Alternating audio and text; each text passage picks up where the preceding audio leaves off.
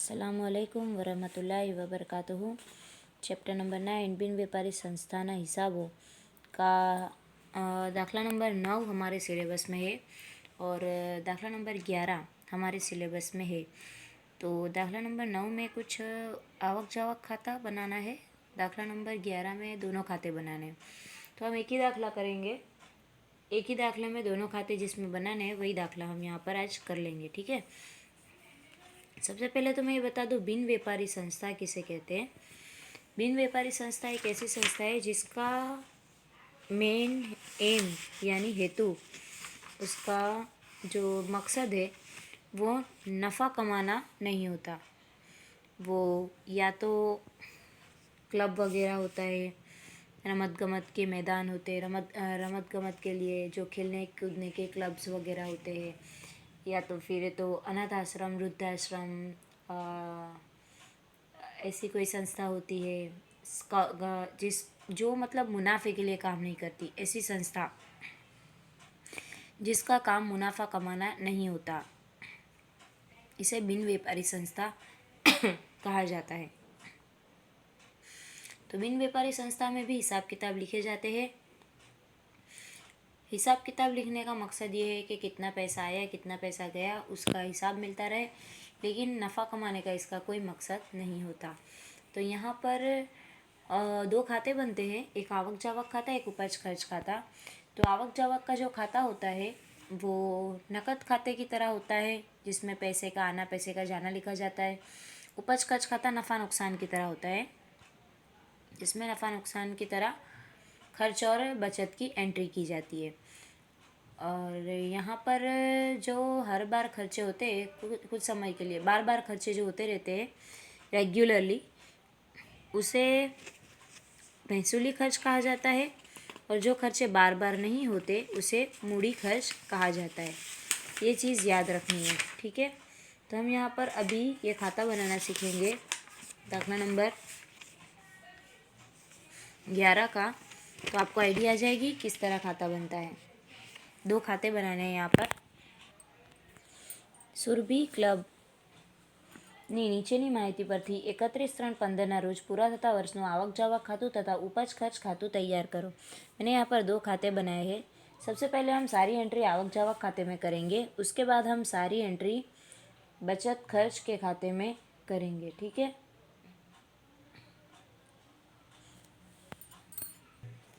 सबसे पहले हम यहाँ पर सारी एंट्री पढ़ लेते हैं। लवाजम 2013-14 વર્ષના 30,000 सहित। उसके बाद दिया हुआ है वर्षना अंत्य बाकी लवाजम, दान, महसूली, फर्नीचर की खरीदी, रमत गमत के साधन की खरीदी, वर्तमान पत्र के लवाजम, जूना फर्नीचरનું વેચાણ, શરૂઆતની રોકડ સિલક, ચૂકવેલ ભાડું, બેંક ખર્ચ, સ્ટેશનરી છપામણી, પ્રવેશ ફી, વારસો, સેક્રેટરી, માનદ વેતન ચૂકવવાનું બાકી, પોસ્ટેજ અને ટેલિફોન, પરચુરણ ખર્ચ, સાંસ્કૃતિક કાર્યક્રમની આવક, સાંસ્કૃતિક કાર્યક્રમ કે ખર્ચ, फर्नीचर पर માંડી વાળેલ ઘસારો, રોકાણોની खरीदी, रोकाणों पर ब्याज। अब यहाँ से हमको सारी एंट्रीज करनी है। तो यहाँ पर ब्रैकेट में जो भी दिया हुआ है वो हमारे लिए छुपे हुए हवाले हैं और उसकी भी एंट्री हमको करनी होती है। सबसे पहले हम यहाँ पर लिखेंगे सरू की सिलक। सरू की रोकड़ बैंक सिलक दी हुई है, जिसे लिखा जाता है बाकी आगे लाए। शुरुआत की सिलक दी हुई है 60,000। अब उसके बाद हम एंट्री करेंगे लवाजम। लवाजम हमको इनकम हुई, कितना मिला, 3 लाख। उसके बाद वर्षना अंते बाकी लवाजम, ये इसकी एंट्री हम यहाँ पर नहीं करेंगे, बाकी है उसकी एंट्री बचत खर्च खाते में, नफ़ा नुकसान खाते में की जाती है। दान मिला है हमको, दान की एंट्री भी यहाँ पर आवक में नहीं होगी, दान की एंट्री आवक में होगी। दान महसूली लिखा हुआ है, मूड़ी होता तो मूड़ी महसूली दोनों की एंट्री आवक खाते में होती है, उपज खर्च खाते में नहीं होती है। कब? जब पूंजी दान दिया हो। महसूली दान की एंट्री तो हो जाएगी 30,000। अब इसके बाद दिया हुआ है फर्नीचर की खरीदी। जब फर्नीचर की खरीदी करी तो हमारे पास से पैसा चला गया, जावक हुई है, तो हम जावक खाते में लिखेंगे फर्नीचर की खरीदी 70,000। રમતના સાધનોની ખરીદી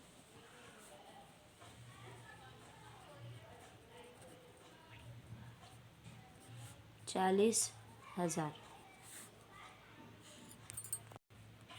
वर्तमान पत्रों लवाजम, ये लवाजम जो हमको मिला था वो होता है, और वर्तमान पत्र का जो लवाजम होता है वो हमारा चुकाने का होता है पैसा, जो है 15,000। अब इसके बाद है जूना फर्नीचरનું વેચાણ, जिसमें हमारी इनकम हुई है 2,000 की। खोट हुई 3,000 की, क्योंकि फर्नीचर था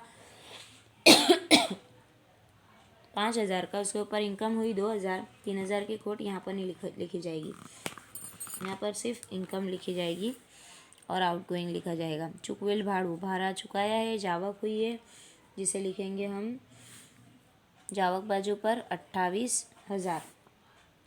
बैंक का खर्च चुकाया हमने, इसकी एंट्री करेंगे 1,000 से। और उसके बाद स्टेशनरी का खर्चा हुआ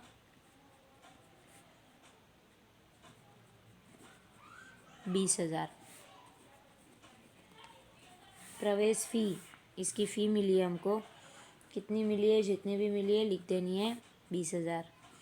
आवक जावक खाता बनाना बहुत आसान है, बस इनकम लिखते जाओ, आउटगोइंग लिखते जाओ, बात ख़त्म। सॉरी, यहाँ पर 50,000 है। सेक्रेटरी ने मानद वेतन, सेक्रेटरी को हमने पगार दी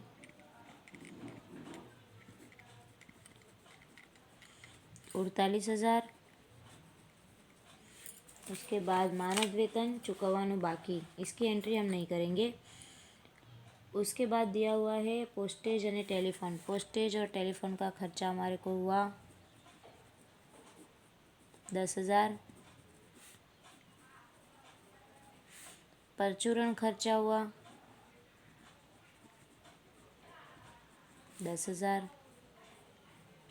सांस्कृतिक कार्यक्रम की आवक हुई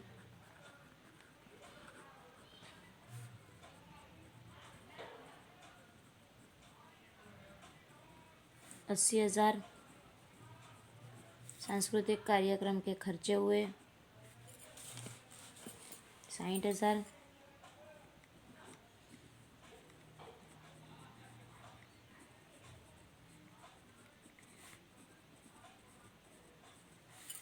फर्नीचर पर માંડી વાળેલ घसारो, फर्नीचर पर घसारो जो માંડી वाला है उसकी एंट्री आवक जावक खाते में नहीं होगी। रोकाणों की खरीदी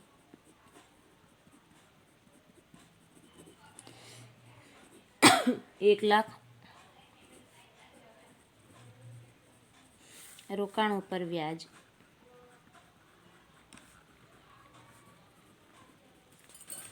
7,000। ये बन गया हमारा आवक जावक खाता। बस अब यहाँ पर बाकी निकाल लेनी है। यहाँ का टोटल कुछ हो रहा है 5,49,50,000। यहाँ का टोटल कम हो रहा है, तो हम यहाँ पर बाकी निकालेंगे। बाकी अगर लग गया 1,47,000 से कम बता रहा है। दोनों का टोटल, जावक हमारी कम है, आवक ज़्यादा हुई है। ये खाता यहाँ पर बंद हो गया। अब हम एंट्री करेंगे उपज खर्च के खाते में। यहाँ पर सबसे पहले लवाजम लिखा जाएगा। बचत में लिखेंगे हम लवाजम। लवाजम कितना दिया हुआ है, यहाँ पर सारी एंट्रीज हवाले के साथ होगी। इसके अंदर से एक चीज़ आपको हमेशा याद रखनी है,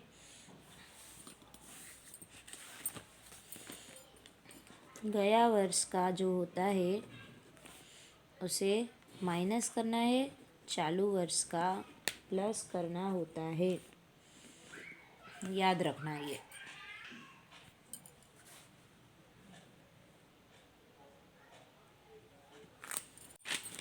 तब हम यहाँ पर लवाजम की एंट्री करेंगे। लवाजम 3,00,000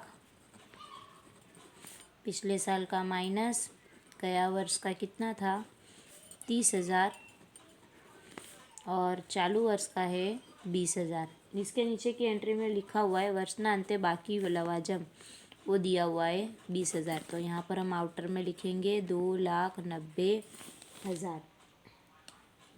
अब आया दान। दान अगर मूड़ी दान होता, अगर नहीं लिखा होता तो मूड़ी दान हम समझते, और मूड़ी दान होता तो हम इसकी एंट्री यहाँ पर नहीं करते। ये पूंजी देवा बाजू पर एंट्री पाका सरवैया में होती है। फिलहाल हम यहाँ पर पाका सरवैया नहीं बना रहे। और ये महसूली लिखा हुआ है, महसूली खर्च, महसूली इनकम की एंट्रीज बचत खर्च खाते में होती है, क्योंकि नफा नुकसान के जैसा खाता है। फर्नीचर की खरीदी, रमत गमत के साधन की खरीदी, ये सब हम यहाँ पर नहीं लिखेंगे। लवाजम, लवाजम वर्तमान पत्रों लवाजम। एक लवाजम जो एंट्री दी हुई होती है वो चुकाना होता है, और वर्तमान पत्रों का लवाजम हमारा खर्चा होता है जो हम खर्च खाते में लिखते हैं।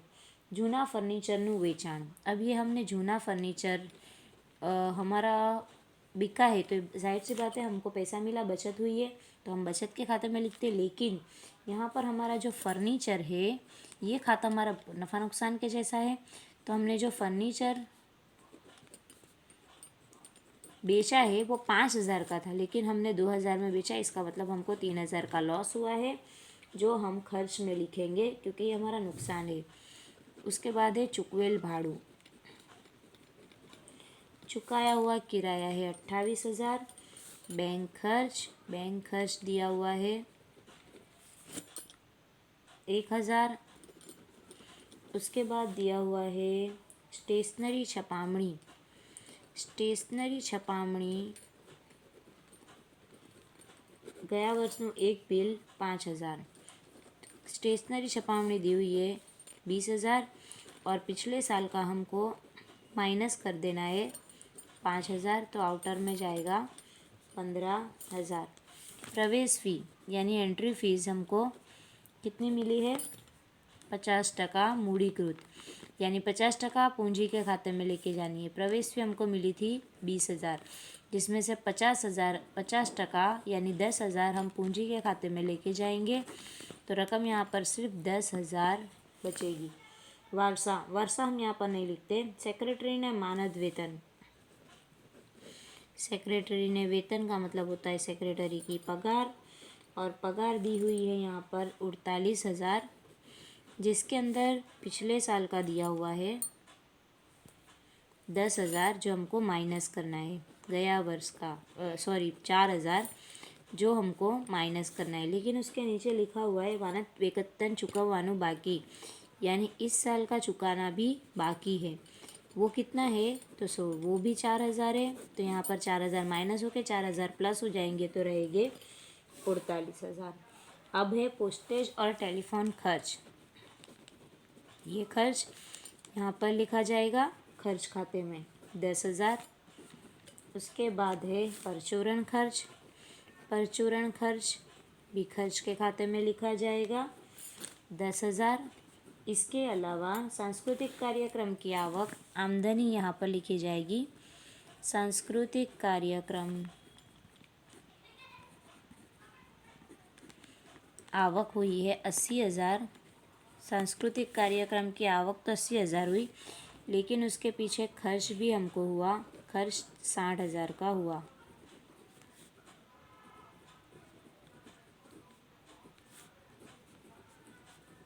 फर्नीचर पे खजारा,